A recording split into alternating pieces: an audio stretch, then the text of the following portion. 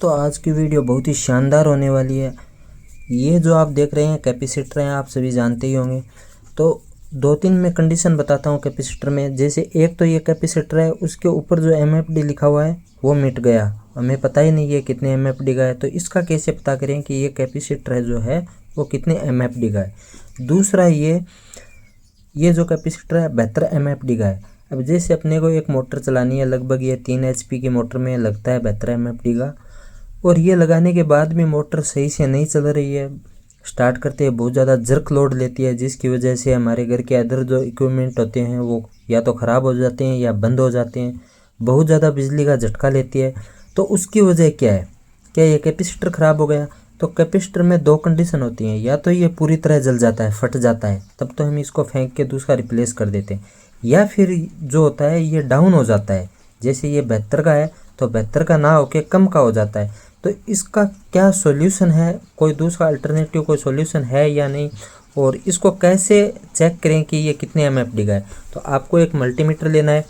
Multimeter जो सस्ते वाले आते हैं उसमें ये जो फंक्शन नहीं होता है, ये आपको थोड़ा सा प्रीमियम वाला लेना होगा। इसमें जो ये वाला सिंबल होता है ना, कैपेसिटर का होता है, इसके अंदर आपको इसको सेट कर लेना है। और ये जो प्रोब है मल्टीमीटर की, इसको दोनों के अंदर पहले इसको डिस्चार्ज कर लेना है अगर ये चार्ज है तो।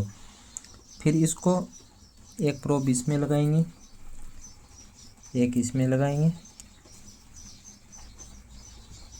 ये देखो गाइस, ये जो 72 का कैपेसिटर था ये अभी 60 का रह गया है, ये पूरा 72 का है नहीं, जिसकी वजह से हमारी जो मोटर है वो काफ़ी ज़्यादा जर्क लोड ले रही है। दूसरी कंडीशन ये है कि ये जो कैपेसिटर है इसके ऊपर लिखा ही नहीं है, या लिखा हुआ जो है वो मिट गया कि कितने MFD का। तो इसको चेक करेंगे, हालांकि ये 50 MFD का है, और इसको चेक करेंगे कि अभी ये कितना है। ये देखिए गाइज, ये जो 50 MFD का कैपेसिटर था ये अभी सिर्फ 39.48 यानी लगभग 40 MFD का कैपेसिटर रह गया है। ये बार बार हिल रहा है जिसकी वजह से रीडिंग जा रही है। ये सिर्फ 40 का रह गया है। इसको चेक करने से पहले कैपेसिटर को डिस्चार्ज ज़रूर कर लें, वरना रीडिंग सही नहीं आएगी। अब एक कंडीशन और है कि अगर ये जो 72 का है ये अब 60 का हो गया है, तो इसको कैसे बढ़ाएं? क्या हमें नया लेना होगा? तो नया लेने की ज़रूरत नहीं है। अगर ये अभी 60 का है तो आपको 12 MFD का और चाहिए, तो 12 MFD का एक कैपेसिटर और लाके इसको पैरेलल में कनेक्ट कर लीजिए। जैसे इन दोनों को अगर हम पैरेलल में कनेक्ट करते हैं तो देखिएगा, दोनों कैपेसिटर को हमने पैरेलल में कनेक्ट करके इनके नॉब को कनेक्ट कर लिया।